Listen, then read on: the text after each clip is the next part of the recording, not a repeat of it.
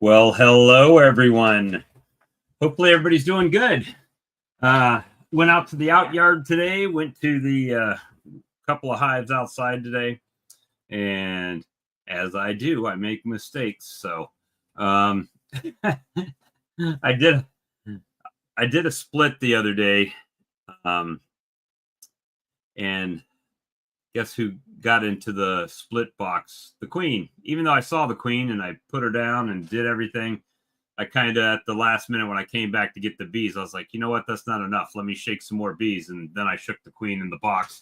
So the split got the queen and the mother colony didn't have it. So working on that. But it's been an eventful week. So this past weekend, I drove up to North Carolina and sat at the Appimon table. Got to speak with a few different people like David Burns, which I have to apologize. I've been overly critical of Mr. Burns, David Burns, and so I apologize. After having a more in-depth conversation, the person that you speak to and the person on YouTube they're the same person, obviously, but very different in person when you get to speak to them for a little while. So a little bit different. So some people are very conservative on their opinions on YouTube, and I understand that. I'm not that guy, though. So did go out there, did use the smoker, and it helped a bit. I only got that many stings today through my hoodie. Only that many. So, you know, right in the same spot. They like that spot. And one thing I learned, which was eye-opening, which was something I've been hesitant on, and I've had some conversations with some people I value their opinion, including Brian of Flower Street Farms, and I don't think he's on the stream. He has a meeting tonight. Brad has a meeting tonight, but we're going to do the best we can. But the link is up there if you want to click and come in, as always. But what I did this weekend, and it was purely on accident. I was asked to go to the North Carolina / South Carolina beekeeping convention, and I did. And I was there in the Appimon booth, and they took great care of me while I was up there, put me up in a hotel, and I sat and helped them in their booth. They have a little bit of it's not a language barrier. They speak English, but they have a thick accent, and sometimes that is difficult for people to get the full meaning. So I spoke with some people on that. But, you know, as I do, I had my creamed honeys out in the car, my sampler. So I just had the sampler on the edge of the table, not really any display, just the white styrofoam flat with my samples in a bag of spoons, right? And I was allowing beekeepers to taste my creamed honey. So it was really interesting because what happened was something I totally didn't expect. I didn't plan for. I wasn't set up to really do business because, first of all, I was not in my state. So I didn't know the honey laws in that state, right? So what I do here is probably different from what happens in North Carolina.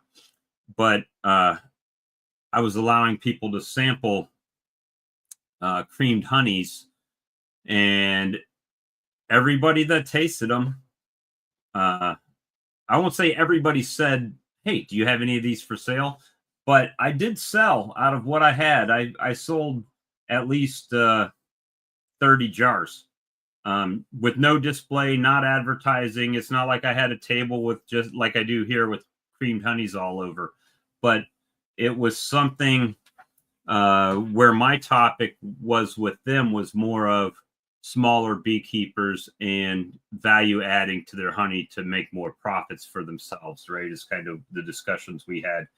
And it was flattering because people really enjoyed it. They enjoyed the lemon. They enjoyed, out of what I had, the most popular ones were blackberry, strawberry, lemon was probably the favorite fruit flavor, and cinnamon. And then I had people ask me, did I have seed honey? Which I didn't. I didn't come to do that. It was totally not my intention to sell honey at the show. It was just merely to let people sample some creamed honeys because it's not very popular down here. And then it's weird because you're selling honey to beekeepers that have honey, right? They have honey. And it turns out that one of the people that actually sampled and tasted my honey was one of the judges at the National Honey Show and recommended I enter my creamed honey into the show. So for me, it ended up being more R&D, right? Research than anything else, because again, it's one of those things that's not real popular down here, and it's not on, you can't go to the grocery store and buy it. So I can honestly say that probably of the people that I actually have sample creamed honey, and Brad likes to call it flavored honey because all of my creamed honeys have flavors in them. Probably 95% of those people buy a jar. Even today, I had somebody stop by and they bought a pint jar, $15. And I said, have you ever tried creamed honey? Because they were just, didn't look like they were in a hurry or anything. And I actually had them pull up behind my truck. I grabbed the flat and dropped it on the tailgate, and we just spooned honey. He ended up buying a jar of cinnamon creamed honey. So 10 extra bucks, right? So it's just one of those things that you don't really know until you do it. So I am making moves to go to more, I got to say more shows because, and more markets. I'm looking at some different markets and things like that to try to get into because I think it's my strong opinion after listening to like Brian at Flower Street and the success he has at markets. I don't know if I can commit as much time as some people do to that, but it's definitely worth looking at. So started ramping that up. I ordered 150 jars. They'll be here tomorrow. I've got another bucket. Well, I've got honey in my warmer that I'm warming up that I'm going to dispense tomorrow, and then let it cool down and add that to my creamer so I can make sure I have enough, start batching up some more jars because I'm almost out because I only do small batches. I only sell a few jars here at a time, but going to the show and seeing it just made me think, what would happen if, right? What would happen if I had come there with a table and had honey on it? and I was trying to sell honey, what would it be like? I think it would have been huge. Mehmet was like, he'd probably sold $3,000 worth of honey at the show. It was just that much, right? Because people would have stopped because they would have seen the honey, and one thing that was an eye attractant, right, was the fact, oh, blue honey or purple honey or red honey or yellow honey, right, from lemon, the different fruit flavors, or chocolate honey. And Snickers, believe it or not, I don't have any more Snickers out here, but I still had some samples, so I was letting people try it. And I think when you're talking to other beekeepers, for me it was I don't have any more of this, I can't sell you any, but it just helps open your eyes to things that you can do with it, right? Like James always talks about his lemon pepper honey. I don't know if I'm to that stage yet, and when I say that, it's because I think the overall opinion of honey in the United States, at least down here, is it's just something sweet, right? Something that you take when you're sick, something you put in your tea, something like that. And people don't look at, but you can cook, you can glaze with honey, you can do different things with honey other than just use it as a nice treat. So anyway, that was kind of what we had going on. The link is right up here. I would enjoy somebody to come sit with me and talk to me. And James, if you're available, come on in, man, because you know how it is. I'm not talking to the chat box because the delay, and it creates a lot of dead air. And I can talk a lot, but talking to myself is not fun. I can do that not online. But also the swarm season is coming. So if you haven't gotten your swarm rustler yet, please do. And if you have ordered it from Amazon, hey, Charlie. Hey. If you have ordered it from Amazon, if you could please leave a good review, I'd appreciate it, because those things stay on there for like a year. So it kind of started dwindling down the number of, reviews that are on there. So what's been going on, Charlie? The legend, Charlie, the legend. Some of that's some of Bruce stuff. Not a whole lot. It's finally gotten warm up here. Today actually hit 70. Yeah, it hit 70 here today, but yesterday it was in the 40s, right? So it's kind of crazy. So today I went out and went through I won't say all my bees, but before I went to North Carolina on those big hives, I put a third box and pulled a frame of brood up to get them to, instead of being packed in this way, right, try to draw them up to more stovepipe chimney it, right, to where now they'll hopefully feel like they had more space. And that seems to have quelled any swarming that they were thinking about. Went to the out yard, and before I left last week on, let me see, I left Thursday. So Wednesday, a week ago tomorrow, I went out and put one frame of brood and bees in that colony that I didn't know. And Doug Longman had said, hey, maybe put a frame of bees and brood in there. And if they take off, great. And if they don't give them anything else, right? That's their shot to sink or swim, so to speak. So I've kind of been manipulating and playing the shell game with some frames to try to equalize them. But man, that colony, that one colony, holy moly, even with smoke, I've got to put on a Kevlar suit, bulletproof vest, long johns. I went out with, I didn't have my bee jacket on there. I just had the veil that pulls over my head and under my arms, and a hoodie and long gloves. And I still got zapped through all of that. Right. So it's kind of crazy. Yeah. I took and pulled my wrappings off. Actually started it yesterday and gathered them up today before it rained and stuff hits this weekend. Mm-hmm. Put that away this evening, and everybody there behind me has got a quart jar of Pro Sweet on them. They've taken care of all their pollen patties. Pretty much, there was some sugar bricks left over, but I threw them in the nukes. And I had one out there, like you said, she's in there. I didn't see her.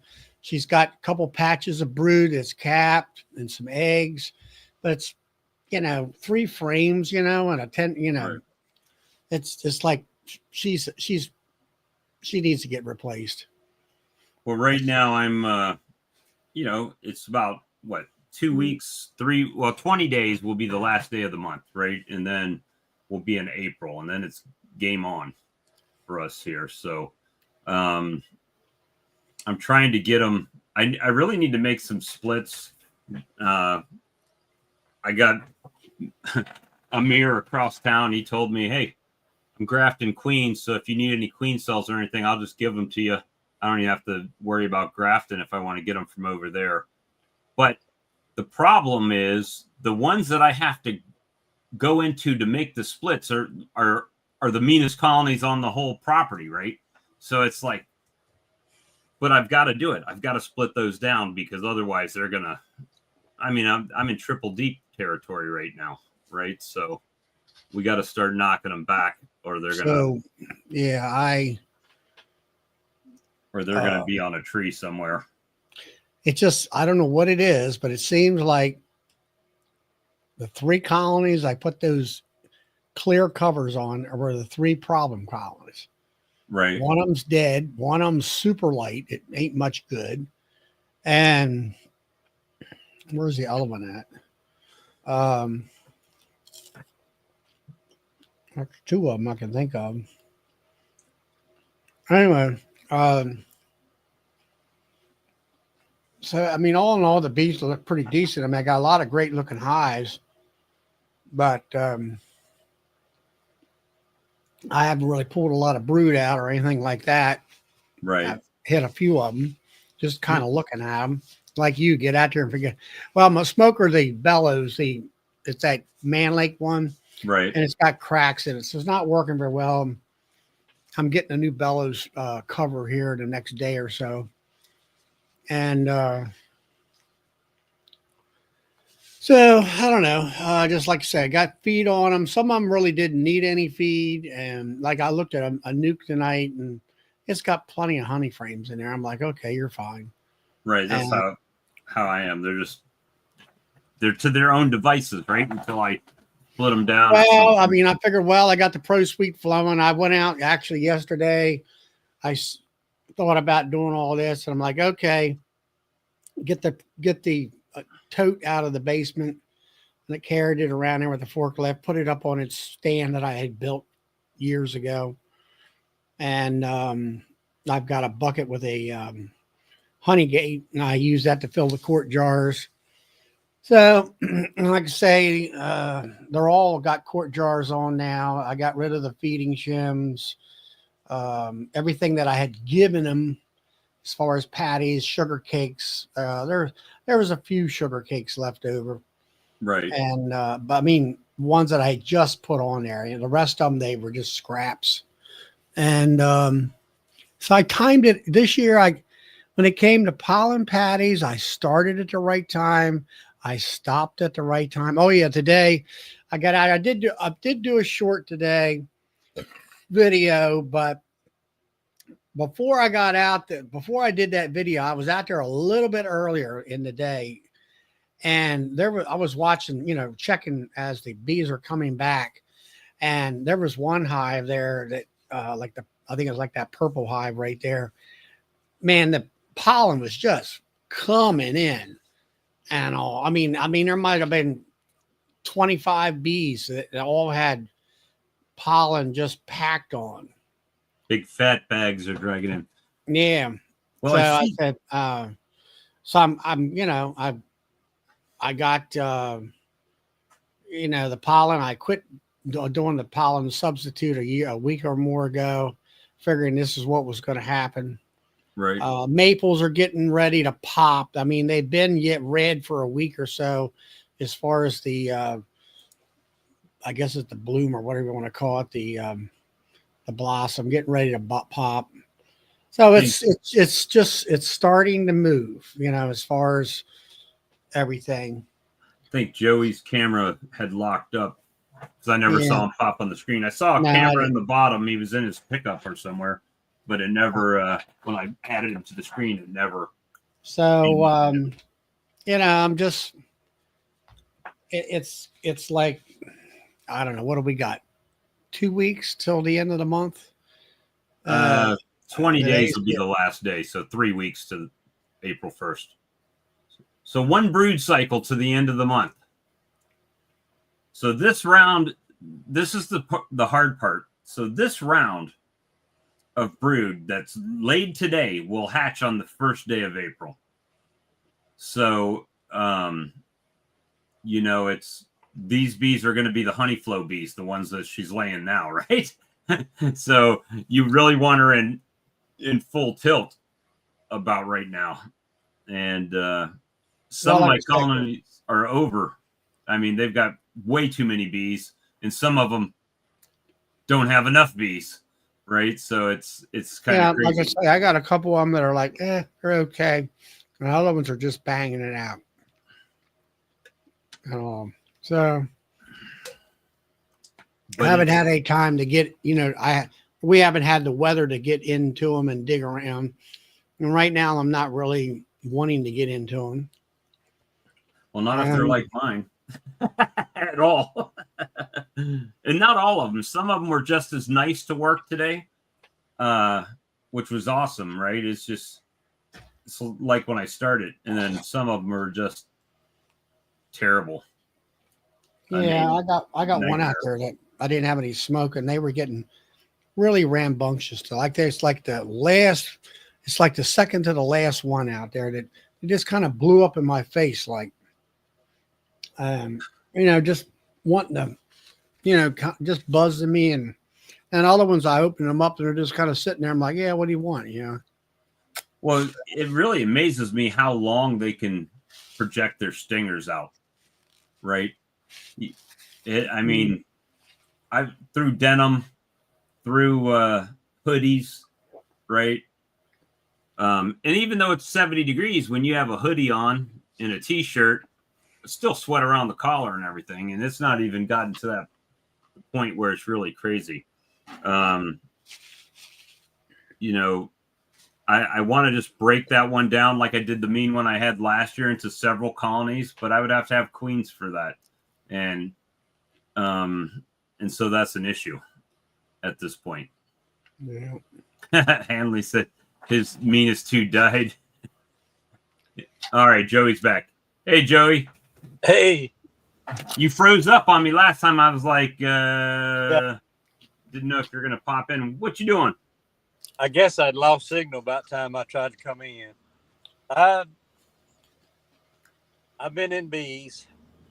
I did something I never done before. I relocated one of those long hives. That's a chore. Oh yeah. We doing didn't mean to interrupt your conversation. We're doing in Mississippi, going to talk about the long hives at a little beekeeper thing they have. Right. And he wanted me to bring a live hive out there, so I loaded that thing in the truck, took it out there, and it's got that screen bottom on it. And I opened it up when I went to traveling. I think I blowed a lot of them to death. I got a lot of dead bees in the bottom of the box. So I kind of cleaned it out. That's what I just got through doing. And now you're heading back to the house? Headed back to the house. So you loaded up a long hive in the back of your truck and took it? I did, and I used my hive lifter, Charlie. I was wondering how you're going to get that thing up in there. Yeah, that hive lifter picked it up. There's about 20 frames of bees and honey in that thing. Evening, everyone. James, where's your photo? This is a video talk, not a. It'll come shortly. I'm actually busy in in the photocopy room here right now, doing a few manuals. So we've got a lot to see in here. Is the have you looked at your bees at all? A little bit. It's really too early to know. They've all moved up in the boxes for sure. We were out on the last weekend. year you brought them out a bit earlier than everybody else, and I think they tried to shoot around 1st of April or so, right? Well, I was just going to say we were out and scraped all the snow and cleared the apiaries off on the weekend. We're supposed to get a cold snap here. And then next week it's supposed to warm right back up above zero. So if everything carries on there, they could be coming out of the barn as early as next week. Oh, nice. Nice. Mine are out and probably don't look as good as yours that have been in the building all year long. Well, no, I think this is going to be an interesting year. I really don't know what I'm bringing out of the shed, to be completely honest with you. It may be empty boxes. Well, actually, that's not true. We're still sweeping the bees up, so we still have some drops. So there's still some bees in there, but I don't know what they're going to look like. Yeah, it's been a weird year for sure. I mean, every year I'm at the same point to where I have to grow my apiary back, and part of me is like, well, can I make the same amount of honey if I just have the colonies I have and don't worry about it too much, as I did last year by just having really strong colonies, but only half of mine are really strong and the other half are kind of, doing this thing. Yeah, this year is definitely a rebuild year for Alan and I, without a doubt. I mean, we got a lot of ground to make up to get to where we were last year, but that's okay. We learned a lot, so it's not a loss. Let's put it that way. Right. Well, I mean, anytime you can take something out of it is a good thing. Where it gets me is more, it's not so much about me having to rebuild. It's more of the customers that come to me all the time now that I don't know if I'll be able to produce enough honey to keep them in honey all year. Sure you will. I had a customer come to me actually on, what is today? Today's Tuesday, is it? So came to me yesterday morning and picked up, I think I typed in the chat 2,300 pounds, but she actually picked up 3,200 pounds. So she picked up 5 drums of honey from me. So that was a nice boost. The brewery or somebody else? Nope, somebody else. Oh, well, that's always good. And by the sounds of it, they will be looking for that, for the next couple of years. So that's excellent.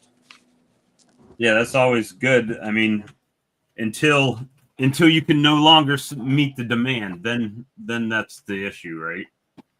I was hoping to have a contract in place, but that still isn't happening. So, it's hurry up and wait. Well, I mean, you talking about a contract with the co-op, right? Correct. So I guess you don't afford you to get a little bit better price for your honey than with the co-op, right? Well, it does, but in the long run, I'm going to say in the next 4 or 5 years, I won't be here in the winter. Right. So having somebody here to market that, to answer those calls, to make those sales, it'd pretty much be up to Alan, I guess. But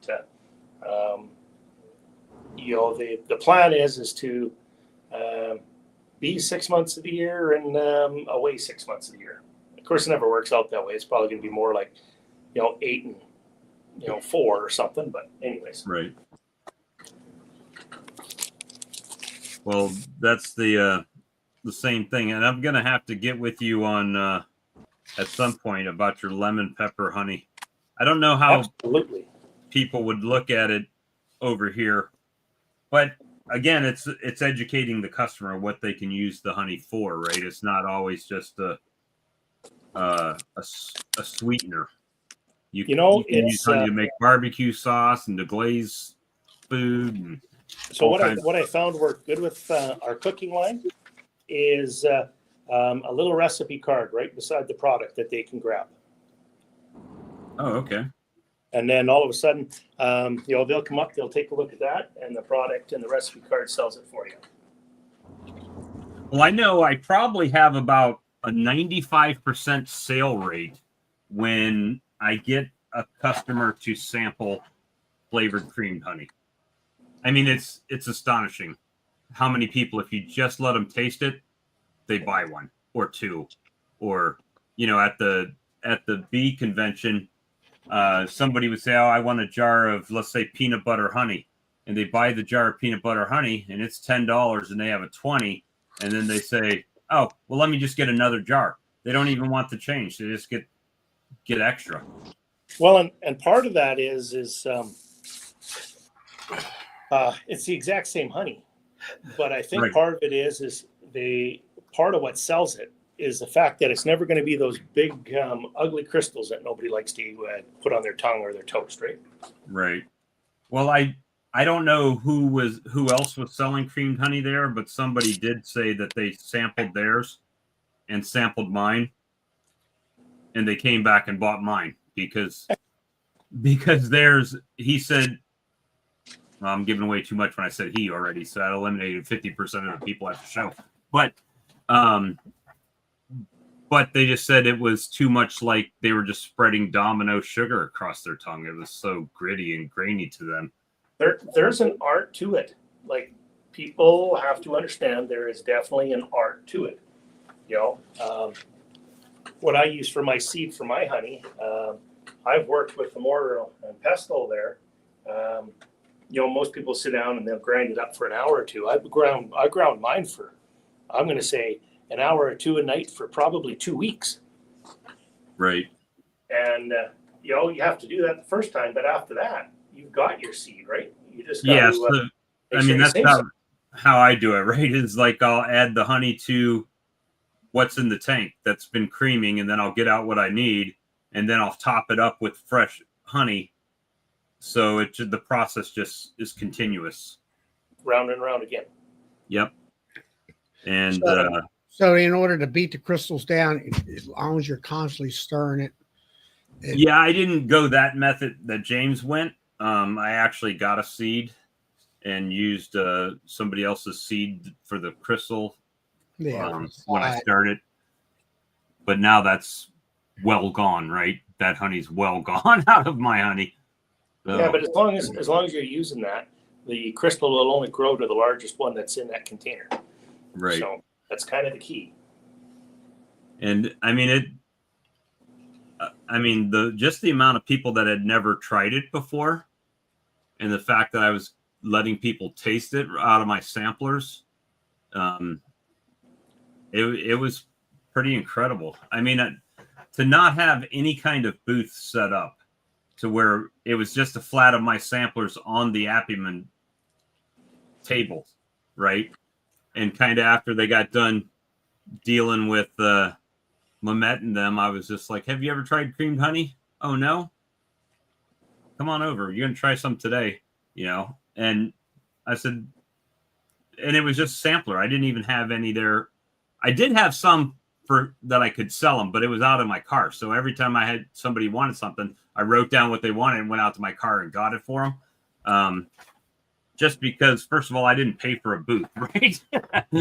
and didn't know the laws of the land in North Carolina where the show was being held. But as far as value adding to your honey sales, if you're not doing some creamed honeys, you're missing out. I mean, well, it's interesting because when I was down at my boat here this last trip, I may or may not have had a tub of honey with me, and so I'm erring on the side of you may have had a tub of honey with you. So, anyways, one of the actually they have a YouTube channel for sailing, and they really helped me out. But anyways, I handed them this 1 kg, or I guess it would be 1 kg of honey, 2.2 pounds, and they were saying how big a honey fans they are. So they're from Florida, And Right. they opened it up. And of course, initially they were like, "Ew, what's wrong with this honey?" And then I explained to them it was creamed honey, and I told them to try it. So they opened it up, and I got a text probably about, I'm going to say 10 minutes after they went back to their own boat. And of course, we were moored right beside each other at the dock. And I get a text that's like, "Oh, this honey is badass." And I'm like, "Good or bad?" And he's like, "Oh, no, this is incredible." So I guess what he would do is he would take a spoonful and keep it in the spoon and the honey in his mouth as he was editing their videos. Right. And it was Sasha, I think, about 2 days later said that Raph was out of honey. He ate that whole jug of honey in a couple of days. So what's he got now? Diabetes is what he's got now. No. So actually, it's funny. Just talking about YouTube. It doesn't matter if you're a YouTuber for a beekeeper, or in this case, they were the number one sailing channel in 2024. To give you an idea, like these guys make absolutely incredible videos. But it doesn't matter. The minute anybody finds out you're a YouTuber or you partake in YouTube, You have something in common. It's not only that. It instantly, and I don't know what it is, but it instantly opened up doors. So, in some cases, people wouldn't reach out to help a complete stranger, which is exactly what I was. And then when we both found out we had YouTube channels, and of course, I was following them for probably the last year and a half, 2 years. And they started taking a look. Well, all of a sudden, I had help. I had, I had some guidance, and it's never of what is it going to charge. Like there was no charge at all. It was just like, well, here, I'll help you do that, and I'll help you do this. And it's just something about YouTubers that is incredible. Well, for me, it's incredible. Or incorrigible. So, but it's interesting too to see how other people make their videos and the time and stuff that it people put into it. Like it's absolutely incredible. Let me see. Did you see Dennis's question there? Hey, Charlie, I have a question. I have 2 different types of bees, and one will make me swell up and the other does nothing. Why is that? What kind of bees you got? I don't know. When I take stings like that, like I did today, it'll get red and hot and inflamed, but I don't typically swell up, even with a bunch. The only thing I can think of is the 2 different bees might have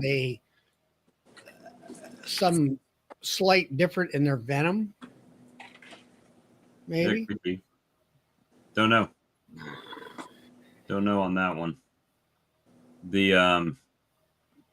My question is what type of bees are there? They're Italian versus Carney or something like that.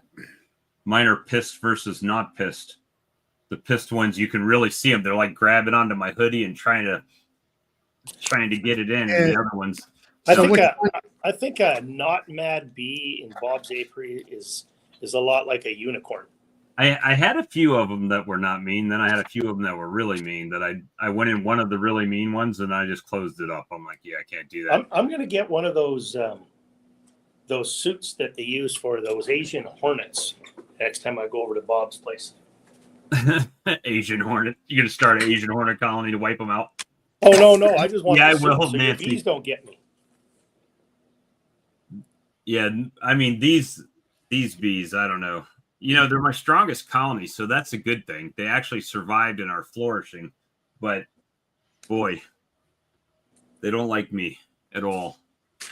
I saw Roy was asking about the ratio of seed to honey. So that's only really necessary when you get started. Like for me, now that I have a creamer, when I started it was 1 pound of 1 pound of seed to every 10 pounds of honey. 1 to 9. 1 to 9, right? 10%. And then now that I've got it going and I don't bottle up all the time, I can afford to let it just keep creaming, right? So it's it doesn't seem to bother it too much. I just run it down, and then when it gets to the bottom, I just add more honey to it, and then it starts the process over again. Well, Dennis has got Carney and Italians. Now, which one makes you swell or whatever? And then,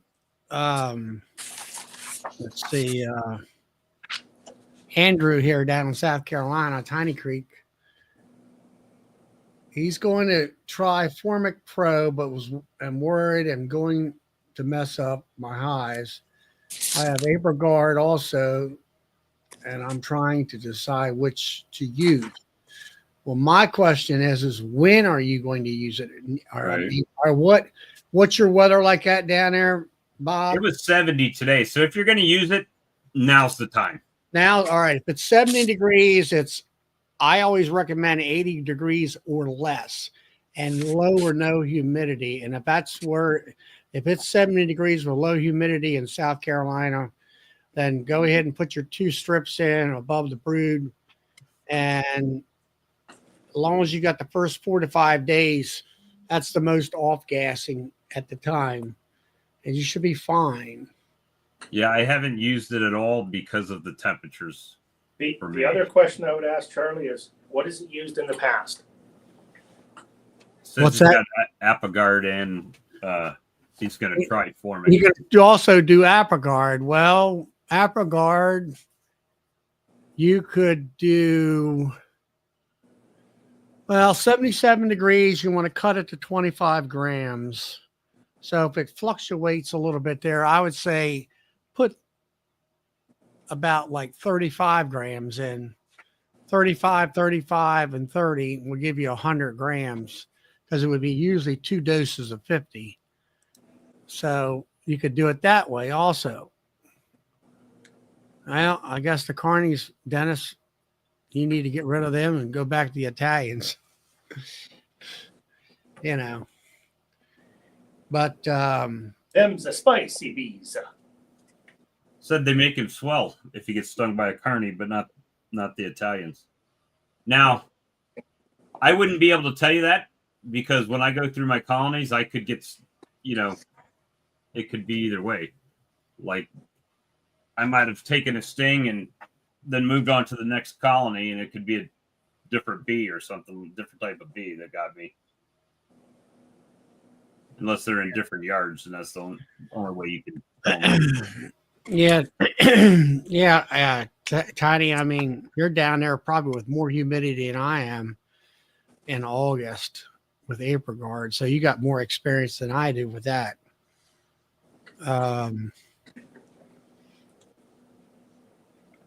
Use Formic when you have the most cap brood, Nancy says. Well, I use Formic in September. That's when it's cool. It's cool. It's as cool as it's going to get right before the winter. My concern for me this year is I want to requeen in July, somewhere around that time. I had planned to use AprilGuard in July, but you can't do that with requeening. And I want to still continue on my treatment in September with Formic.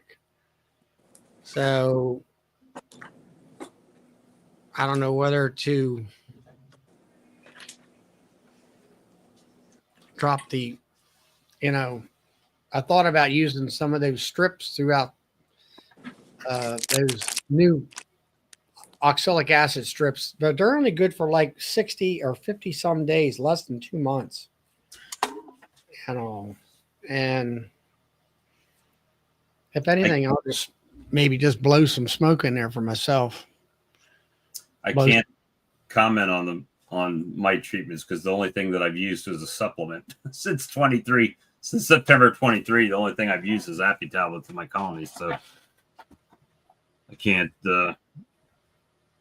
say I haven't used Apivar or Oxalic since I started that. Yeah, well, Tiny Creek, I just go ahead and use the Formic drop it in there. To use both pads, that way it penetrates the. You got to remember that formic is a brood treatment. It kills the mites underneath the cappings. So formic in the spring. I know Bill from down in Virginia. That's what he does in the springtime, and that. So I would go ahead with that, especially when it's only 70 degrees. It's perfect weather for that. Remember to keep your entrance reducer completely remove that. Your entrance has to be wide open. If you have screen bottom boards, you're supposed to cover up the screen with, I use Coroplast. And that's pretty much it. I might vent slightly off the top of the hive, where I use my little blocks. It raises the inner lid up a little bit. Yeah, I haven't noticed any difference myself, Hanley, between what I lose from year to year, treating or not treating. It's the same for me. And last year was the first year I didn't treat, so we'll see how it does going forward. But I'm not the you can't treat guy, right? I'm not that guy. I'm the they're my bees. I choose to do what I want to with them, right? So do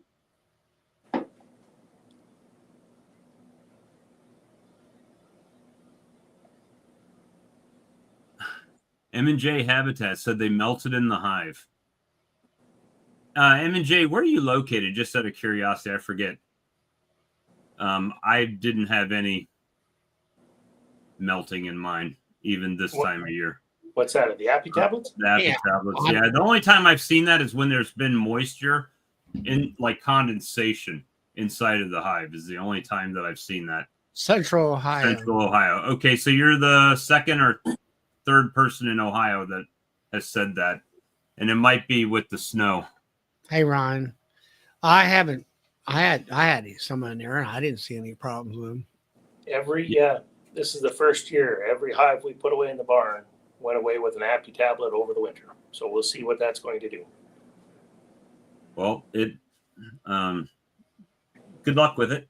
I mean, I don't work for the company, and everybody's geographic location is different. But now, DC said his melted too, but he's out in Washington State there, so it is notoriously moist out there.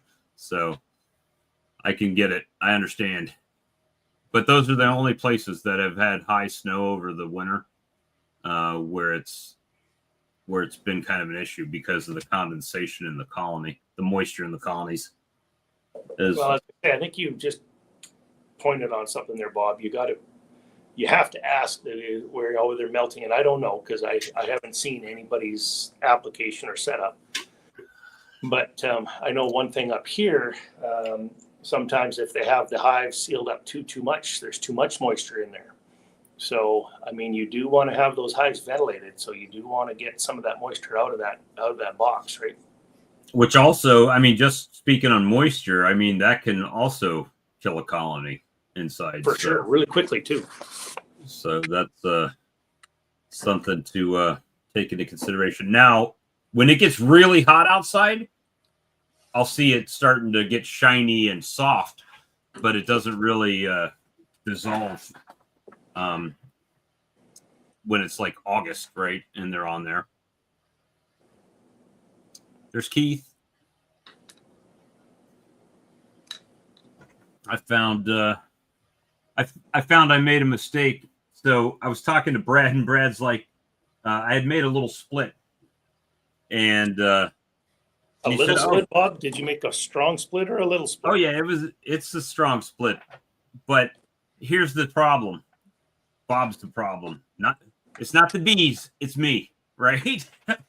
So when I made the split, Brad had said, "Oh, you should have tried that flyback split where you take the queen and the brood away from it to keep it from swarming, and then let them make queen cells up with the eggs." Right? And I'm like, "Oh, yeah, I should have probably done that." And I said, I said, but there's a chance that I made a mistake anyway. And I did make the mistake. So I came out today and checked that nuke because I made it before I went a week ago. And I checked it. Yep, 3 frames of brood, frame of food, and a drawn comb, right? And guess what? The queen was in that box. There was a queen in the box. So yeah, they're doing great. Now the mother colony is not doing great because I took too much of the brood. So I actually had to grab a frame of eggs and give back to them so they could make a queen, you know. So I found her on a frame where she was laying, and I shook her and the bees down in the box, and then gave them the frame that she was laying with the fresh eggs and everything on it so they can make a queen. So yeah, it was always making small mistakes. That's just all you say is just say whoops. Yeah, that's the thing. But I mean, they look great in that lice and nuke, but it was just one of those things to where and you know what it was? Honestly, 100% the reason she even got in that box was because I got impatient. It wasn't. So I took an extra box and brought the brood up to the top box, and I shook all the bees down. I put the queen excluder down. I put the box on. I put the brood in the top over the queen excluder, and then went and worked the rest of the yard. And then when I came back, I was like, well, there's bees on it, but I didn't feel like there was enough bees in there.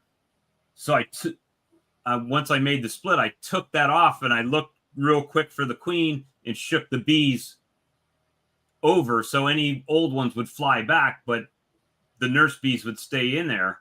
And evidently I missed her on the frame. So yeah, 100% my fault. And of course she wasn't marked. So yeah. Was she marked? She was not. So that green dot makes it easy for her to find. How old is she? Oh, she's last year. I sure? replaced all the queens last year. Yeah, I'm sure. The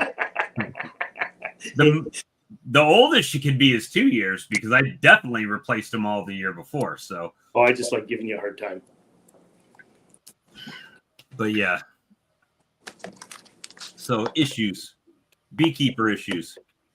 The other thing I thought about doing is making a split and dropping it where that mean colony is. The only problem is I would have to move the mean colony, which would not be fun at all.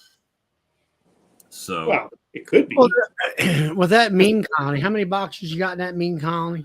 It's a triple deep right now. So you just can't pick the darn deep up and just walk it and plop it someplace? Mm-mm. And I don't have a hive lifter or anything like that. No, I'm talking about taking. You're gonna split.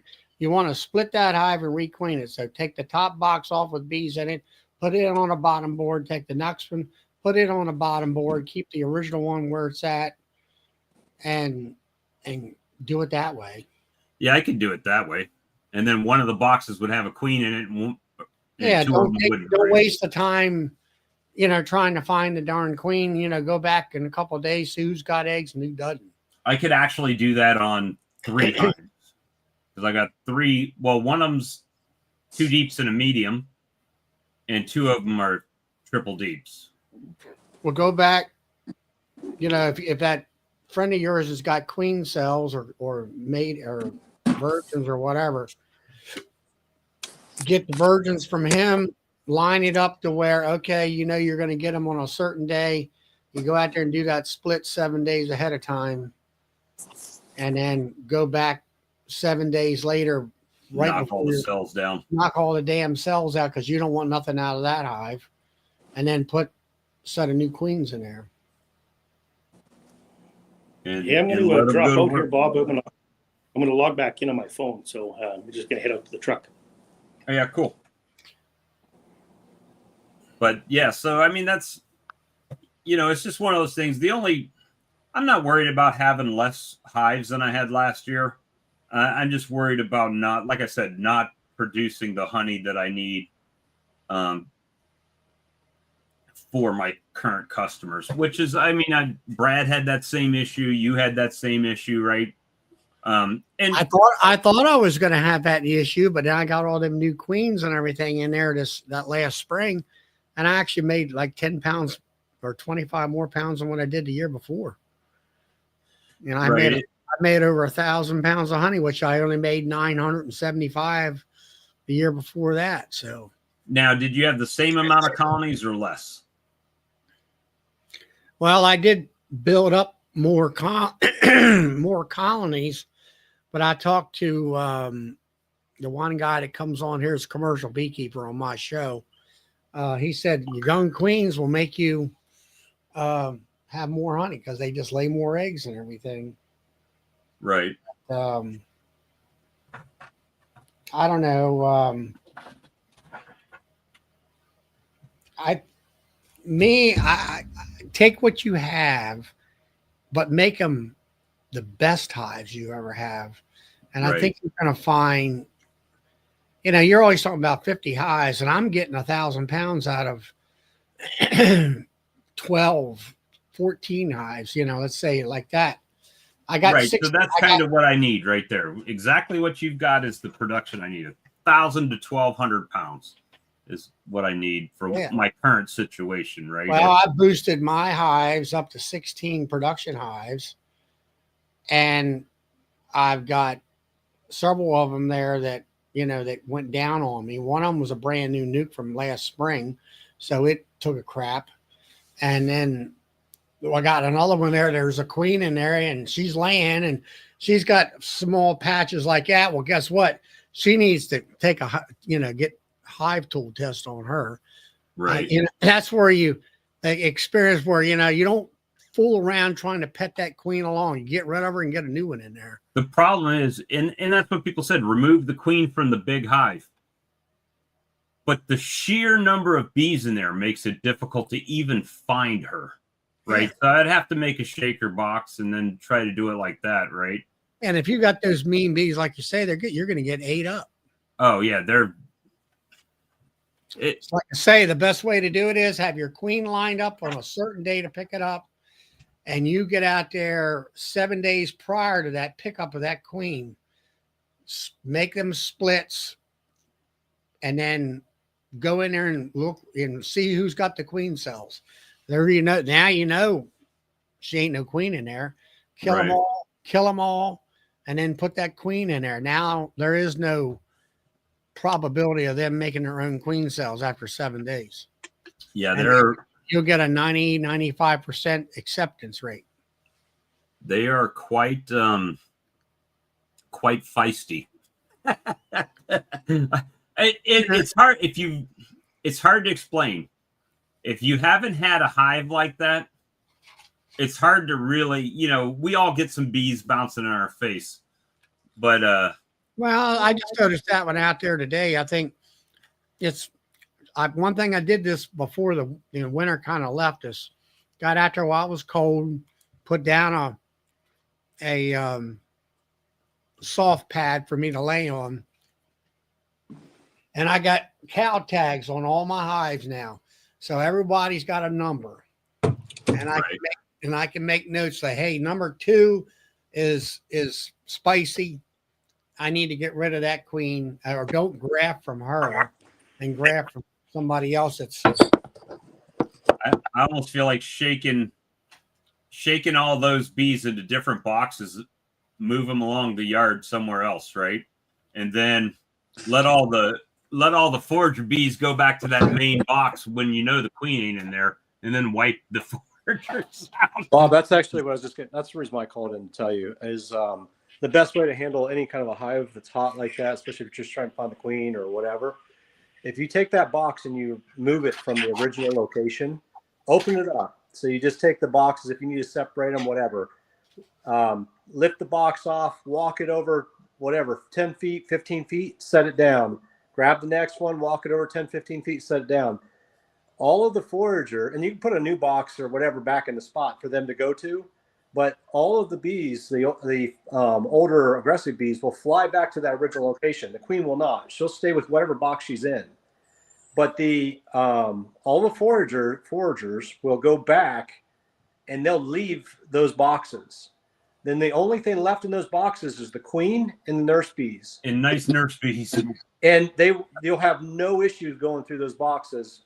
When I first started out, my first 2 years, all my bees were swarm bees, and I had gotten a hold of some really aggressive, like Russian bees, and they literally just cover my veil every time I went out there. I mean, I was getting stung every time. I don't care what kind of suit I had on. I had a full body suit, triple layer, and I would get lit up every time I went out there. And I almost gave up because it was just so aggressive. But that's what I ended up learning is if you want to get into that box, just lift the box up and take it away. And I try to take it away as quickly as possible, so that way they're not just sitting there lighting me up. And then I'll give them a minute to calm down, and then I'll go grab the next box and I'll quickly walk it away and I'll set it somewhere else, or even on the same one at that point. But you don't want to take like the whole hive and pick it up and set it over there, because it will take a long time for them to dissipate. But if you take them and do them, you know, take one over there, drop it off, let it sit there for a few minutes, and as long as it's not robbing season, you'll be absolutely fine. And then, like I said, then you can go through that hive all day long. Those nurse bees won't bother you one bit. So you completely eliminate the meanness of them. When I do that, I definitely smoke the bejesus out of them when I go in there and just disorient them long enough for me to get away. Right. And then, I mean, and then you can take frames. I mean, Nancy said walk away split. Exactly. You can actually take from a nicer hive and drop a frame in there, and they'll make an emergency queen if they need one. Right. So, yeah. So you can do whatever you want with those boxes once you pull them away and the foragers go back. And even at that, like if you really hate them foragers and you don't want anything to do with them and you want to remove that queen, let those foragers go back to that empty box, and they will dissipate. They will leave that box. A lot of times, if there's nothing in that box, they'll sit there for a day or two, and then they'll just dissipate. They just disappear. And they go to other hives and they get accepted into those other hives, and they take in my experience, they act like the other hive. The colony they have. Yeah, it's not. I mean, there may be a rogue bee there, you know, here or there, but I don't think it's really for say in their genetics. I think it's more that hive. You know, that hive's aggressive. They're all aggressive, because that's how I end up having to weed mine out. Because, like I said, they were the most prolific hives that I had. That's the worst part. That's the beekeeper in me saying, yeah, but they're my strongest colony, and I'm wrecking it every year because they get mad, right? Yeah, I had like 6 of those that literally would just cover me with bees, and man, they would build when everybody else was in a single. They were in a double every single time, and it was ridiculous, like the amount of honey they brought in. And so what would happen if I took those boxes if it didn't have a queen in it, right? And I took those boxes and added it to a weaker colony? Would those bees just? They'll take on. They take, my opinion, they take on the trait of the hive they're in typically, because you know they're slowly, the foragers are only alive for 2 weeks roughly, right? By that point in their life, they have a life cycle of whatever it is, 45 days, and by the time they're foragers, they have 2 weeks left in their cycle typically. So if you take those to another hive, they're only going to be alive for 2 weeks. I mean, they can only be a menace for 2 weeks. And that's assuming that they're just now turning that stage. They could be dying tomorrow, right? So, I agree, Robert. They would just die right off. Yeah. So that's how I always handled mine. I had a hard time parting with them because, like I said, they outproduced in every metric. They outproduced every other hive in my apiary. But there's a point where I just couldn't take it anymore, and so I utilized them. Matter of fact, the one I left alive for 2 years, but I left it away from all the others. I set it out in the woods, and I would go rob the brood from it. And I'd take all of its brood and I'd move it to other hives and use it for a brood factory. But doing that for 2 years, it finally died off. Right. But anyway, that's all. I just called. I'm painting boxes tonight in my kitchen. Well, my second kitchen. So that's the chore for the night. Got the work to put in. Yeah. Well, I time of appreciate year, you stopping by, man. yeah, Always nice to talk to you. I'm listening. I just wanted to share that point with you. But yeah, I've been busy this last 2 weeks. I don't know about everybody else, but I built like, I don't know, 200 boxes last weekend. I built no boxes. I got to fill mine back up. Right. I'm Well, with you, Bob. You're not the only one. I'm right there with you. Got to fill. They're going to say, why did honey go up 50%? Because my hives went down by 75%. I don't know what I've lost yet. So you're getting a deal on this honey. Today was the first nice day we've had in 3 weeks or so, and it was like 60 degrees today, and I had to work all day, so I didn't get a chance to get into the hives. But I can't wait to get into them. This week it's supposed to be in the 60s a couple days, so I'll be able to go out and see what my survival rate is because I don't know yet. This working for a living sucks, doesn't it? Yeah. What did you say, James? What? What did you say? I said working for a living sucks, doesn't it? Yep. Absolutely. I wouldn't know. I'm not supposed to start for another 3 weeks at this point. So it's always crazy around here. But the still daylight out there where you're at. What time does it get dark where you're at? And look, no snow. That's crazy. What time is it? Well, he's mountain time, right? So It's 7:06 p.m. Wow. And you have that much daylight at 7 o'clock at night, huh? Oh yeah, actually, it's probably getting close to 7:30, 7:45. I think it's still, you can still read a paper outside without too much of a problem. Wow. What time does it get dark in the summertime? Like height of summer? Here? Oh, it really doesn't. I can be working bees at 11, 12 o'clock at night. That's insane. And probably half been working bees at 11, 12 o'clock at night. I've been known to do that a time or two. It's kind of funny. Some of the guys were laughing because I do my full-time job, and then I go home, I have a bite to eat, and then I go out and I do my second full-time job. So, right. And in many cases, I put in more hours with it. Well, I would say from April till October, I probably put in, I'm going to say 8 hours a day here at work and probably 9 to 10 hours a day with the bees. So, sleep is optional from April till October. Optional. It's a lot of work. All right, gentlemen, I'm going to go paint. We'll talk. All right, Robert. Later. Thank you, brother. See you, Robert. But yeah, so I mean that's the thing. It's just the supply and demand of it all, right? With beekeeping, and when you start, I was laughing because a lot of the people that were trying to cream honey, I would ask them, well, how long have you been keeping bees? Oh, this is my second year. Well, how many colonies do you have? 2. Okay, great. How many are you planning to get? Oh, we're going to keep it small. I said, 95% of the people that are in this room that have 50, 100 colonies also say that. Everybody says that, right? They all probably started out with 1 or 2, right? Yeah, 1 or 2. That's it. And like one, I only had one that I said, nope, been keeping bees 5 years. I've only got the 10 that I want to have. And and that's it. So that's good. But most people start off and it's like, no, it's going to get further and more.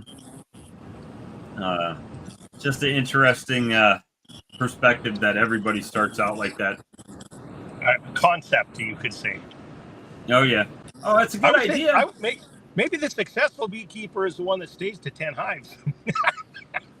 Well, you know what? Oddly enough, percentage of loss of the people that I've heard that have like 10 colonies or 5 colonies doesn't seem to be as great as the people that have 70, 40, 50, 100.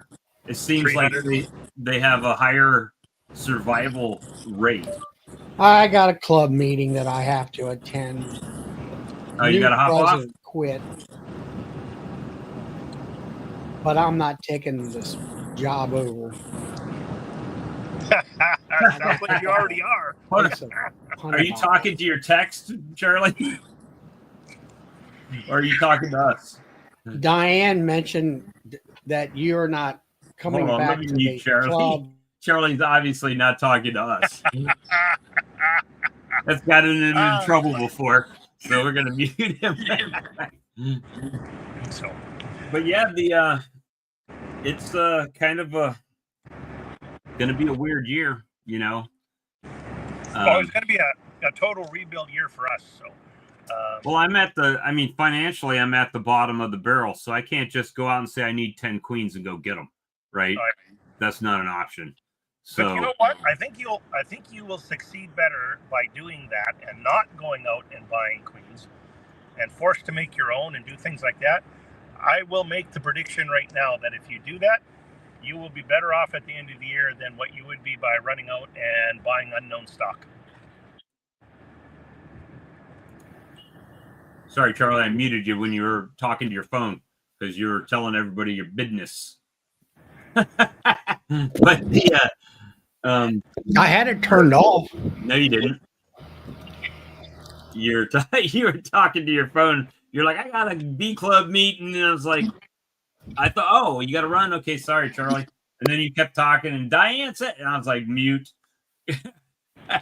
doxing somebody on YouTube in front of 100 people. So, you're like, I'm not taking the job. Mute. Now that's the club. The new president lasted 2.5 months. I don't know how you guys do it. I mean, and I say you guys because, like, Charlie, first of all, you're in multiple clubs, so you attend multiple meetings. You're president of multiple clubs. Brad's the president of multiple clubs, and it's like, it's everything I could do to come to this club once a week, right? You know, and it's so it's challenging, but it's I mean, really, it comes down to you do what you love, Bob. Well, yeah, but I love it, but at the same time, it's just like, gosh. Well, what are you doing? Really like stuff and love it, and not want to do it every single day of the week. Yeah, but what are you doing the rest of the week? Whatever I want to. That's what I'm getting at. No structure. Thank you, Robert. I appreciate it, man. By that, I mean cash. Yeah, it's you know what? I'll say I've been blessed. Has it been a struggle? Absolutely been a struggle. But between YouTube and honey sales, believe it or not, they paid my house payment this month, you know, from 1 month. Perfect. So yeah, and usually it's enough to pay the car, like my wife's car. But to be able to, you know, at least take some of that burden away, and now swarm season's starting to come, so slowly the website is picking up, you know, a little bit. So it's I gotta be happy with that, you know, whatever it is. Oh, speaking of which, Be Natural ordered a case of lure. I shipped it out to Alberta. Excellent. Yesterday. So, international businessman. Dun, dun, dun, dun. It only took him 2 years to sell 2 cases, so he sells about a case a year, which is probably not a very big thing up there. It's not. There's not a lot of people that go chasing swarms up here. Heck, half the time I don't go chasing my own swarms. Right. Well, I'll just make a split off of this other one and have another one right in the box. Yep. So I'm okay at cutouts. My thing is, DC, with cutouts, I've got what I call the pain in the ass factor. If it's too big of a pain in the ass, then my response to the customer is, I'm not licensed and bonded to do that. If it's a pain in the butt, it's a big factor. Yeah. And then I don't. And if it's something easy, oh, I needed to come. Can you get these bees out of my bushes? Oh, sure. You know, I'll come out and grab them. But yeah, they're a decent way to make money, but they're usually not close by. They're usually an hour each way. And then you get there and it's like, you know, for They're me, wasps. You get there and they're wasps. yeah. Or you get there and I literally literally I've had people call me for even just swarms on bushes, right? Can you come out and get these? And it's 5 o'clock in the afternoon. Sure. What's the address? Can you send me a picture? Because I need to know what size equipment I need to buy. Is it this big where I can use a nuke box, or is it massive that I need to bring two deeps? And I get there and the bees are gone. And I said, I asked you to send me a picture. I did. That was from lunchtime. Well, they're not there anymore, and I've driven an hour each way to get them or something. So I tell them if I have to cut into something, I won't do it. If it's on a limb or somewhere easy to get, I'll be right there. Exactly. That's my thing. And because when they Google beekeepers near me in this area, mine is usually on top. I get a lot of calls for that sort of thing. And then if it's too big a pain in the butt, and the other thing I find with bee removals is the people are surprised if you want to charge them. Oh, I thought you were a beekeeper. I am. I have bees that I keep. You want me to drag tools out and come to your house and drive an hour each way to get free bees? Nope, I got plenty of bees. I just, so there's definitely that. Charlie, you've been drinking? You're blurry. I don't know. Your hand is clear. Let's see. Nope. Still. Oh, there you go. Oh, in and out. In and out. There we go. There you go. So, so you're just getting pollen in now. So you're starting to build up. You'll start ramping up now, right? No, they're building. They've been building. I mean, they've been taking a half a pound of pollen a week since February. Okay. Pollen patty. So I timed it where it was like the last weekend of January. And it happened to be, what was it? It might have been like the 26th of January on a Sunday or the 25th, something like that. Here's Doug. And Doug. Hey, Doug. Look, you're coming in clear as a bell tonight. And Charlie's in Pennsylvania, and he's all blurry like he's been drinking. Yeah, well, he has been drinking. Well, anyway, I started the pollens that way and got through February, and I shut them down a couple weeks ago because I seen pollen coming in, and right. I got it right on time, perfectly. And I had that gray plastic lid that I have on. The one of them's got a feeder and one of them doesn't. Oh yeah. So I took the one hive I was doing an inspection day. I pulled the lid off and they had burr combed from the top box to the top and had drone brood built in there. So I had to rip that out and scrape it all off. Bunch of comb. So they are building up. It's just, are they going to be fast enough? Is the population going to allow them to have enough brood to get where they need to be? And some of them are. I took your advice, Doug, on that one. I gave them one frame of cap brood with some bees. And I'm like, sink or swim, bitches. That's all you get. That's all you're getting. And so far they're doing okay. We'll see and then I've got some of them in triples already. So we were talking about what to do with them. They just happen to be my meanest colonies, right? The strongest ones. So it's like, do I just start pulling boxes and setting them on bottom boards? Like Charlie said, 3 boxes, split them in thirds, put a new, and 2 of them will make queen cells and 1 of them won't, right? So if they're that mean. Yeah, they are really mean. And the funny thing is, if I show that video, the only thing people will say is, well, if you're using smoke, bullshit. Have you ever seen, was a killer bee guy that does killer bee removals? Yeah. You ever see those guys and they use smoke and everything else? It doesn't matter. If they're mean, they're mean. I did use smoke today, and it did. I mean, it'll push them down a little bit, but only the nurse bees. They're the ones going down. The pissed off bees are the ones flying out.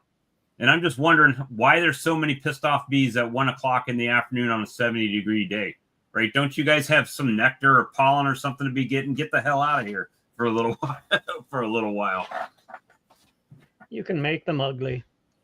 I've got a little pet yard where I do all of my experimenting with, and some of those hives I'm in and out all the time. Right. The more you're in and out, the uglier they get.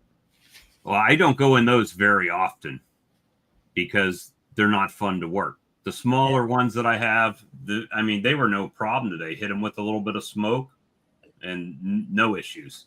But get to that big hive, and the next thing your forearms look like that. I mean, all the way around. Well, I thought Both sides. that they were, if you went in and out of them enough, that they were not as mean. I've heard it that way too. I don't know whether it makes a difference. Somebody said, look at how many bees you're killing. Big Mike said, look, but you're killing a bunch of bees every time they sting you. Well, only the ones I want dead, right? I want the mean ones. They can go ahead and sting and die. That's fine. But yeah, I think I'm going to have to duct tape up, wear long sleeves underneath my full bee suit, and go out there and just start breaking them down. There's nothing else. I mean, I've got to break them down. They're just, a frame with eggs from one of your general hives, you know. yeah, with that'll be the thing to do, and just do a bunch of walkaways, and that feasibly is taking a mean colony and giving an opportunity. You know, if I make 15 of them out of that colony, then there's a chance that I'll get a good percentage back.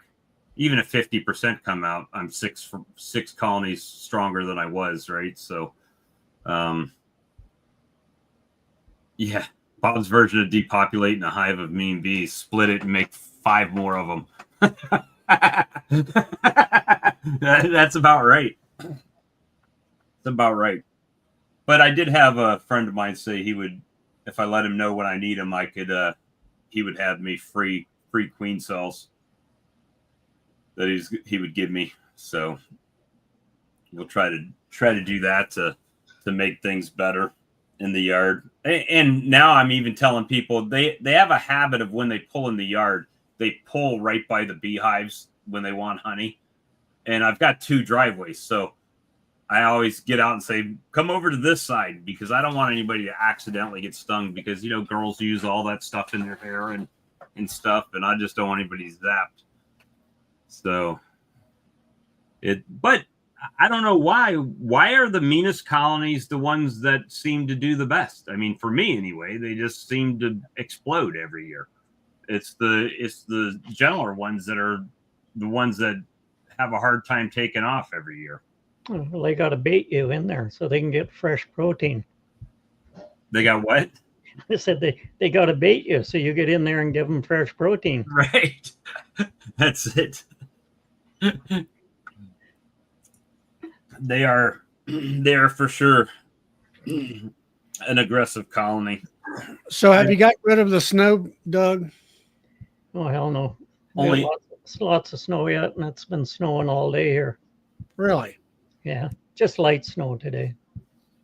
I saw a video of I think he was Indian, I don't know, guy, and he was talking to his wife. He said, move to Canada, you say, migrate to Canada, you say, and he opens the door up, and it's the whole door is snow. So the storm door, he raises the middle glass and crawls out so he can shovel out enough they have a walkway to get out of the house. Yeah, it was just about that bad here. It's It can go anytime. It won't bother me a bit. well, will it just warm up and then in a few days it'll be gone, or will it take a couple weeks to get it gone? Or It'll take a couple of weeks to get rid of what we got. and then like when do you usually, well, you leave yours outside, so it's not a matter of actually move them out like Brad and the guys do, where they move them out on like around 1st of April. No, I might have to blow snow to get into some of the yards early so we can put feed on, but no, they're all out there in the snowbanks yet. Hey, Brad. Hey, what's going on? Hey, Not much, man. Just working the bees. You getting swarms down there where you're at yet? Fixing to. Because I know some people a little bit south of you were saying they're getting swarms already. Yeah, they building a lot of drone comb right now.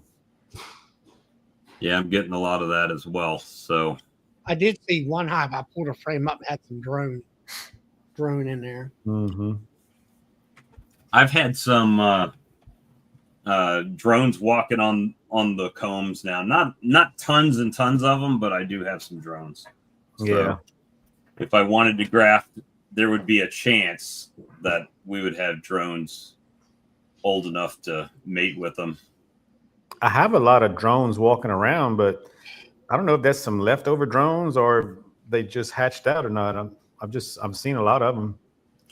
For some reason, I mean, some people this year is the first year I've heard that they've had drones like over winter. I've never had drones in the winter that I've seen walking on the combs, but I'm starting to see them now. So it's going to be a really interesting year. I mean, I'll tell you that much. As far as honey production, if that's your only thing, like mine is, right? I don't sell too many queens and too many nukes, but if honey production's your only thing, for me, it's going to be a challenging year. So I've got to produce. I feel like I have to produce. I mean, I don't solely rely on funds from honey, but I have to keep my customers that have been coming here. I don't want them going somewhere else, finding it somewhere else, and then staying there, right? So I want to keep them coming here. So I've got to produce enough to keep them coming back. And then, at least with some creamed honeys and stuff like that, I've got some things that they can't get at other places, at least right now. So it's a good thing. You know how to fix that problem already. Yeah, just a travel up to Charlie's. Charlie, I'll be there Saturday. Can you have these buckets there for me? I know you're going to Gamber this weekend. You got to go during the week to go up there, I think. I don't think they're open on Saturdays. Oh, really? But yeah, even if I just used that to cream and used all of what I made to sell in bottles, then I had not one beekeeper ask me, was my flavored honey local and raw? Not one of them, right? Doesn't matter. It doesn't really matter. I mean, I guess it does, because that honey that I'm creaming right now does have pollen and stuff in it local. But at that point, it's not that big a deal, I don't think. So let's see. I've never gotten into cream and honey. Well, it's a little bit challenging in the South, because if you leave it out too long, it will soften, right? Mm-hmm. It'll liquefy back again. But so I have to move it right into my refrigerator outside to set it up firm. And then once I do that, I can put it back at room temperature and it'll stay fine. But if I leave it in the back of my car and we have an 80-degree day, or a 100-degree day, then I've got liquid honey with flavoring in it. That's what you end up with. So,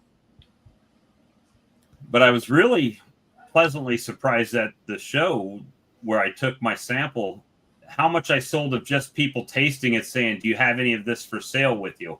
I sold 30 jars of it out there, which, yeah, it's only $300, but it was $300 from just people tasting it. Yeah, I didn't have a display to draw people in to try it. It was just the flat on the corner of the table. The bottom line of it is you came home with $300 more than you went. Yep. So, But and that did open my eyes up to shows. And I had people asking, do I have seed honey? And I didn't, because I didn't come prepared for the show like that. What kind of show you went to? The North Carolina, South Carolina Beekeepers Conference. Oh, okay. They every other year they do a joint The North and the meeting. South. Yeah. And it was there was 500 people there. John Hill was there. Natalie's dad was there. David Burns was there. Few people, 500 beekeepers. And the funny thing was, were you wearing gray? Were you wearing gray or were you wearing blue? I live in South Carolina. He's gray. He's Johnny Reb. Mine's gray too. But I was wearing my Gettysburg T-shirt, my Gettysburg hoodie all weekend. So, but it was pointed out to me, and that everybody there was pretty much 50 years old and older, right? There was very few people that were younger than probably 50 years old there, which kind of worries me in a sense to the future of beekeeping, right? Because even younger beekeepers, they're going to graduate high school, they're going to go off to college, and they may or may not come back to it, right? They'll come back to it when they're 30 years old. Yeah. The beekeepers are all younger, Bob. They're all younger? Yeah. For Doug's situation. Yeah, but something, Bob, you don't go to bee clubs, so there's a lot of people there that, we've had Maryland State Bee Association right in my back door. Do you think that 50% of my club would go there? They didn't. There might have been 10 people out of the club. And I'm like, are you people stupid or what? It's in your back door. It's probably 15 or 20 minutes from your house, and you never went to the show. It's free. And that's their attitude. Well, it's gosh, I could imagine if I didn't have everybody. I mean, we got roughly 90 people watching right now after an hour and a half, right? And I could imagine if I never talked to anybody. I mean, I have troubles now with 90 people I can tap into at any time to ask them an issue, something I'm having. I've got I don't have Doug's number, but I definitely have Brad's and Charlie's number that if I picked up the phone to give them a call and said, hey, I've got this going on, what do you think? That they would tell me. And I still have problems. Could you imagine never doing that, not having anybody to call or talk to, or no bee meetings? Or beekeeping would be even more challenging, or be my luck, it'd probably be more successful because I wouldn't screw up as much. But yeah, it's definitely an interesting environment, to say the least. But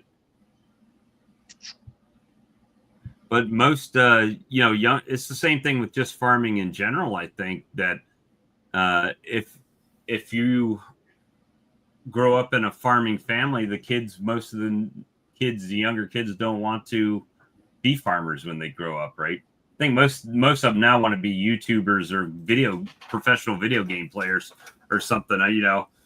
It's like, first of all, if you have any kids that aspire to be a YouTube phenom, have them call me and I'll share what I make on YouTube with them, and that'll discourage them right out of the gate. That it's not everything it's cracked up to be. It's definitely not. But it's fun. So you can do it as a hobby. All the misfit toys. Yeah, we're kind of broken toys. Yeah, you're right. That's for sure. So Doug, how many feet of snow do you have right now? Is it over the hives? mm, about halfway on the yard. I checked the other day.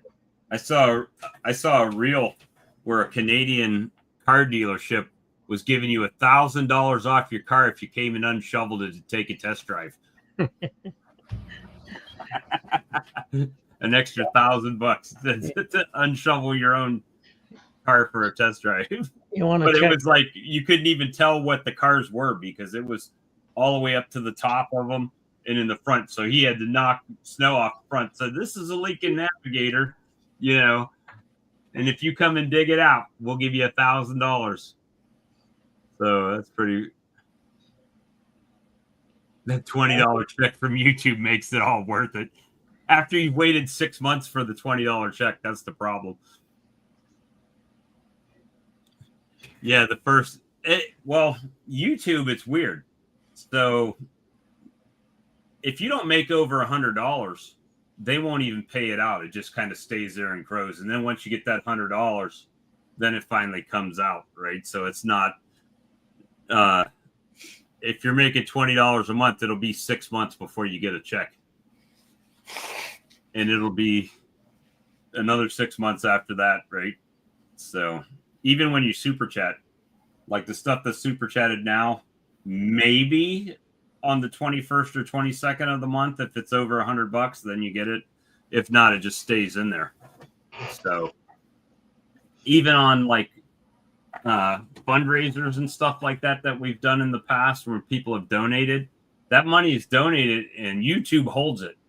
So it's not something that you get right away. Like tomorrow it's in your bank and you can make the purchase for whatever was fundraised. No, you got to do that now. You got to pay that money now and wait on that money to come to you. And then YouTube takes a cut out of it as well. I noticed on YouTube, all the guys that had trapping videos, they've cut them off, demonetized them, but they leave the videos there and still collect the advertising on them. Oh yeah. Well, that's the thing. Most people that even aren't monetized or maybe are getting a little payout every month, that they're still running ads on all those. Yeah. You better believe they're making money off of it. Yeah. So it's definitely they're in business to make money, not to pay you money, for sure. So the ones that trap don't make money off their videos? Not anymore, no. I'm gonna grab a drink, Because guys. they kill and clean, or just because they trap? Mostly just because they trap. They say they're getting a note saying they're promoting the suffering of animals or something. Wow.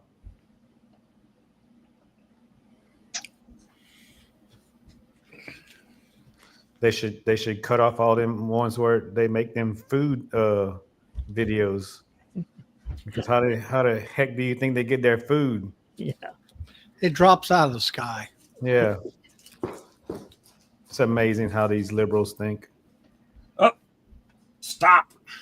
You get me in trouble when y'all start talking politics. Well, Doug, how do you like your new boss man up there in your country? I have no idea. All right. He hadn't been in long enough yet. Probably going to be the same as the old one. But we might be getting another new one too. Yeah, I'm not up for Yeah, I it. think it's just temporary till the election or something like that, I heard. Yeah, we probably have an election coming right away. See, you guys are trying to get me in trouble. See, we already lost 5 people since you said anything about politics, and it just dropped off.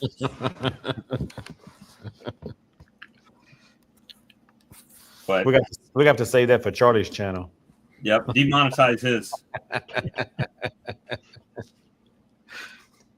But yeah, so it's going to be an interesting year for sure. You just demonetize Bob's channel. See, he knows. He knows. Actually, I it don't was have all those big sponsors and all. a little scary. The other, you said something about anything that's laying an egg now. It'll be April before they hatch. And I look out the window and Jesus. They're going Right. to be out in the snow. They better have woolies on.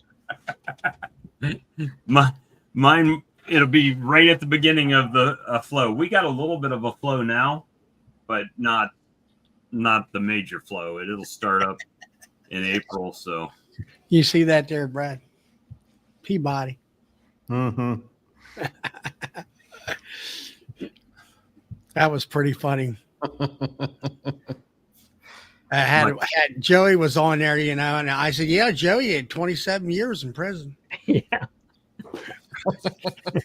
He happened to work there." And the guy was like, he was in prison for 27 years. I said, "Yeah." Brad there, he did time too. Yeah, I How did many- 6 how many- years. You I did 6 years? No, 7 years. I did 7 years. 7 years? Were you at the rodeo clown or something like that? Yeah, Angola, Louisiana. Angola is one of the toughest prisons in the United States. Tell me about it. That was well, I can't say the worst 7 years of my life, but it was pretty bad. Was that the one where you told the story where the darn horse knew which way to go to the? Yeah. I don't know what it was. What was They it? had- Guard they had shack that- or something? Yeah, the horsemen used to meet at the guard shack to get the keys to the gate, because the keys to the gate to the guard shack's on the outside the fence, and the keys to the gate were at the guard shack, and the tower person had to lower the key down to unlock the bottom of the tower to get the guns out. So the horses had to be ready for the riders at the guard shack, because when the gates opened, the prisoners came out the gate. Well, them horses, they knew what tower to go to. Them inmates had trained them horses. They would release them out the door, and them horses would just run down the road. They would go to their tower and just stand there with their saddle and bridle on, waiting for and then at the end of the day, the inmates would come and pull the saddles off the horses, and they would run down the highway. I say highway, it's inside Angola prison, but it was down a highway, and they would go back to the barn to get fed, get soaked. Them horses got treated like gold, because they would get soaked down by the inmates and washed every day, and they loved it. Like they were treated well. The inmates probably liked it too, because they weren't in their cell during that time. Yeah. Well, those were trustees. Okay. They were still lifers. Everything in Angola is lifers. That they not getting out.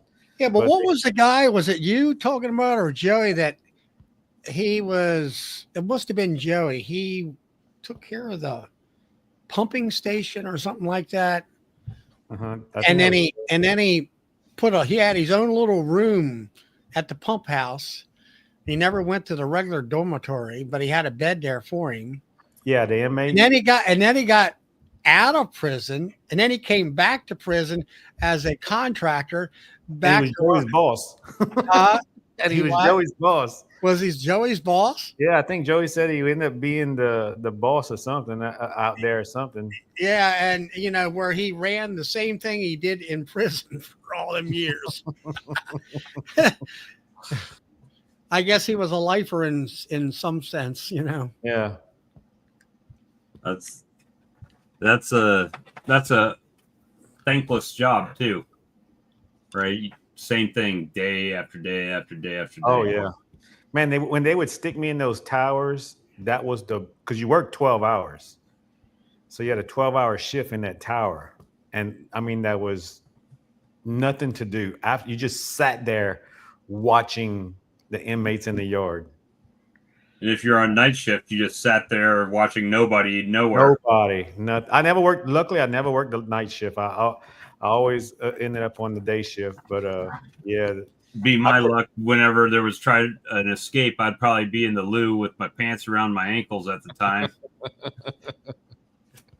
Really, 11 hours sitting here, and you guys haven't done anything. The thing about the tower, your potty, your commode was right there in the center of the tower, and the brick wall was just that. You know, you had windows at the top all the way around, and you had a brick wall that was just as high as the toilet. That way, when you sat on the toilet, it looked like you was sitting in a chair. Nobody from the other towers could see you. But everybody had binoculars, and most of the towers were women. And I would forget myself when I go to use the restroom number 1. I just stand up. Well, at least they had a show. not thinking, because I didn't care. I was in my 20s back then. Right. That's fun. But I mean, it would get exciting every now and then. You get some fights out on the yard and stuff like that, So what did you do? I'd be the mad inmate. Look, we get 30 minutes out here a day, and you're gonna screw it up with a fight. Now we're all on lockdown. I had some, because when you work inside the prison, I mean, you get to know them, just like because you in their dorms for 12 hours, that you hear all about their life and how they're not guilty and nobody like guilty serving life, right? Yeah, not guilty serving life, and when you become, not friends, but personal with them. And when they would pass by the tower, when they see me working in a tower, they would wave at me, and I'd cock that gun. I'm like, come on, give me something. Give me something to do up here. And then they'd fuss at me. Oh, you out there bad, Sarge. We ain't climbing that fence today. Blaine said, well, they have to have binoculars to see anything anyway. I was just reading where one of the guys that murdered down there, he was executed with a firing squad. Yeah, right in my town, right here. Is that where it was? Yep. They can choose. You're gonna die. Pick which way you want to die: lethal injection, electric chair, or firing squad. The guy said firing squad, so they actually said. Now, of course, it's probably political, and here we go again. But he chose to die by firing squad, and they said it actually was instantaneous compared to lethal injection. That could take a long time to. Yeah, well, they had that on the news where it would take so many minutes and whatever, and then there were so many screw ups trying to find a vein and things like that. Yeah.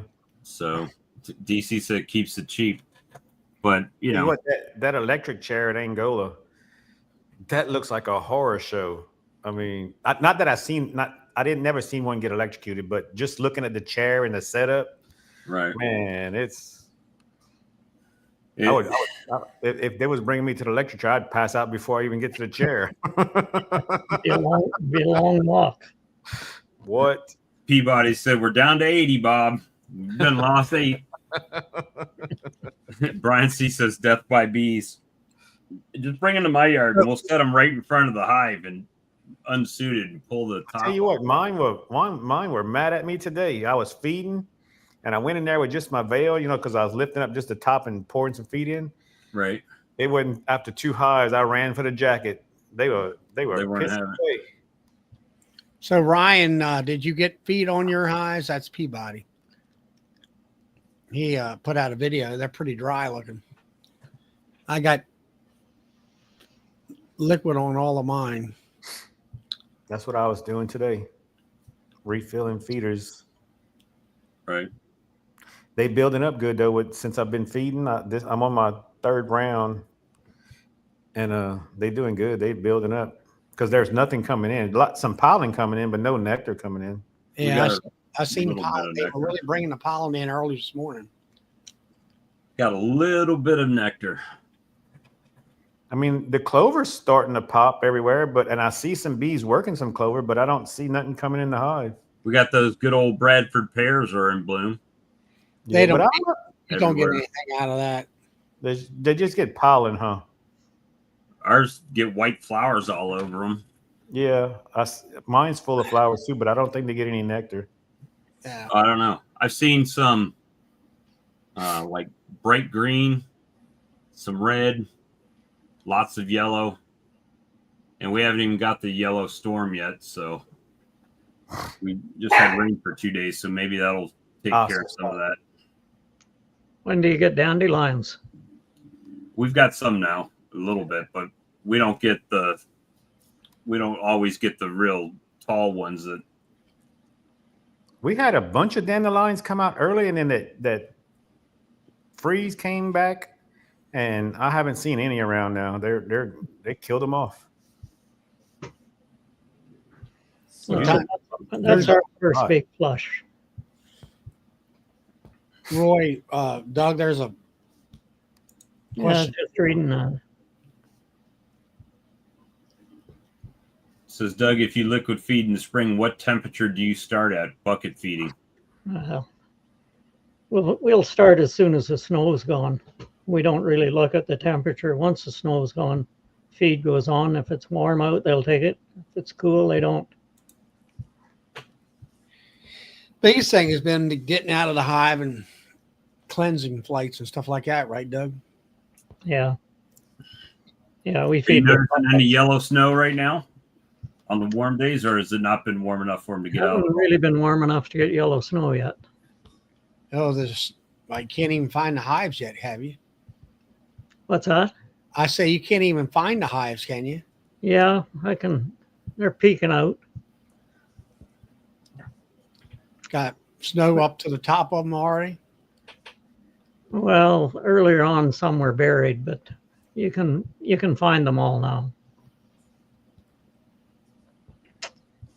But no, our temperatures haven't been great. Tomorrow we're +1, and then we're back -6, -7 Celsius for another week.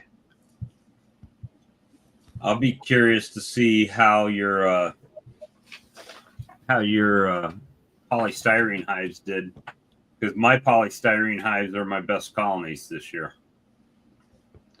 So Yeah, well, we're expecting big losses because we've always used Apivar, and it worked for us until last fall. And, we put that on end of August, middle of October when you take it off, and then you start finding out it hasn't worked. It's a mad scramble, but you only got about 2 weeks before winter sets in, so damage was done. Kenneth says they're pulling in a lot of pollen off the Bradford pears. He's not too far from me. Kenneth, how far do you think you're from me? Probably what, 20, 30 miles maybe? You figured, Doug, I think that's what's wrong out west out there. All them commercial guys out there, they're still using Apivar. I got my results back this past, it was right before September. It was they took samples on the 6th week of Apivar. The last week it was going to be in the hive. And it came back to where it had about 10 mites per 300 bees. It was 3.5 mites per 100 bees. I'm like, that tells me, it's like 40% effective maybe. Yeah, a lot of those guys winter indoors, and sometimes I wonder if stuff doesn't spread inside, do they? Well, What do you mean? The supposedly medicine? there's going to be an Apivar 2.0 coming out. So Where'd you hear that at? I saw a post that it had been, I think it was the FDA or somebody had approved it. No, that was quick and easy, wasn't it? Didn't save it to see, but who knows how long they've been working on it? A couple years at least, right? Since people started complaining about being ineffective. Yeah. We don't have the choices you guys do either. That's part of the problem here. Well, we don't have that many choices either. We just do whatever we want to because the bee police don't come check on us that much. Yeah. Which, we get checked on only. We're licensed. Well, Doug, do you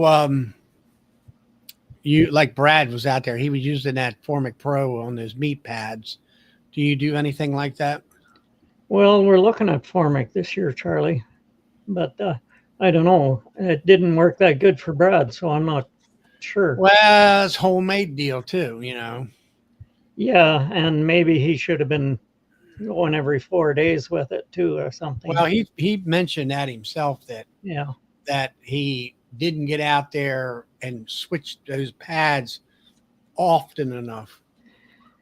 But we don't like the real strong formic in the fall because that shuts our queens down. And that's the time we need them to be laying. Get our winter bees. Yeah. See, that's the way with me.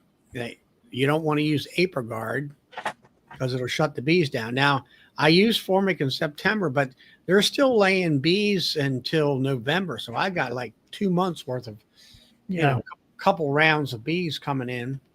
And she really doesn't really shut down. I don't see where it really shuts down that much when it comes to formic. I think it's the temp of the weather that shuts them down. Like down here, it's that formic shuts them. They stop laying. Really? Mm-hmm. Maybe it's the temperature more so. Yeah. Now Brad, you were saying you use Apigard, what, in August? Yeah, I used Apricot, and I waited till it got in the low 80s, and it worked. To me, I was so glad I swapped from Apricot this past year to that, because all my bees lived except for 3 of them with bad queens out of 70. So Yeah, well, you were saying, what was you were saying last couple of chats was those queens that did make it, they were a year and so many months old. yeah, a year and 9 months old. They were from the previous year, the previous fall, to where they petered out, during the winter time. They started laying drones. I pulled the hives, pulled some frames out, and I seen they were getting small, and I pulled some frames out, and she was a drone layer, because I found the queens in the hives. I thought it was laying workers, but it wasn't. It was actual drone laying queens. Okay. And one hive tried to supersede her, and they hatched a virgin, but there's nothing to mate to, so she ended up not being good. Sorry, Mike. I didn't see you down there. Well, something we were talking about, I guess it was last night, where if you got a hive and you can't find the queen, but you want to replace her, and you throw a virgin queen in there, will that be a pretty much a 90% success that she's going to kill that old queen? I don't know. I know of when they supersede, the virgin will go kill, or they kill the old queen, one of the two. Yeah. But usually a virgin kills an older queen. So I don't know if because I know if you throw a virgin, I've done that before, throw a virgin where there was actually a queen in the hive. Sometimes the workers like the queen, they kill that virgin because she's an intruder on the queen. Well, that's what I kind of thought. Because I had one that even I was checking some mating nukes, and she flew out on me, and she was still a virgin. She hadn't mated yet, and she went and landed on the hive next to it, and it was a big hive, and she walked in, and I heard it. I opened up the hive, and they had her balled. I had to peel the bees off of her.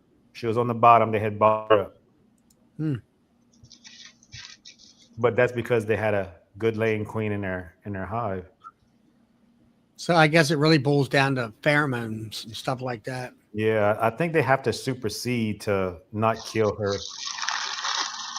Well, I'll just keep to my plans where I'll pinch the queen and wait 7 days and then throw a mate, either put a mated queen in there or whatever. Mm-hmm. That's my plans. You probably don't have to wait 7 days even. Yeah, well, you mean as far as aging out the larvae and stuff? Yeah, well, for the larva, yeah, but not for the queenets herself. No, I like to go. I mean, when I had these last spring, I had good mating success, 95%, I'll say, at least, if not 100. And it happened, it marched out there. It was 7 days by the time I got those queens in. And I had to go frame by frame, and it took a lot of time to do all that. And, but, put them in and everything was fine. Other than the fact that right now I got one queen there. I think it's just like last spring. She's just a couple little patches like that. She's needs to get. I need to get a mated queen in there right quick. Now I do think if It's you 9 put o'clock. a cell that's gonna like hatch out the next day or so in a hive that has queen cells, if that queen hatches out, she'll go kill those other. That's what it's supposed to happen. She'll go kill those other cells. But I don't know about a virgin queen going kill those cells that you added to the hive. Sometimes if they have a cell, they kill virgin queen. A lot of it is everybody thinks the virgin runs around and does all that, but actually it's the workers.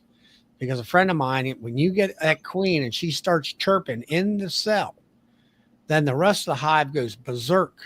This guy had an observation hive. They went berserk, chewed all these other cells down, except for the one that was chirping and all that. And so anyway, I don't know. I just definitely want to requeen.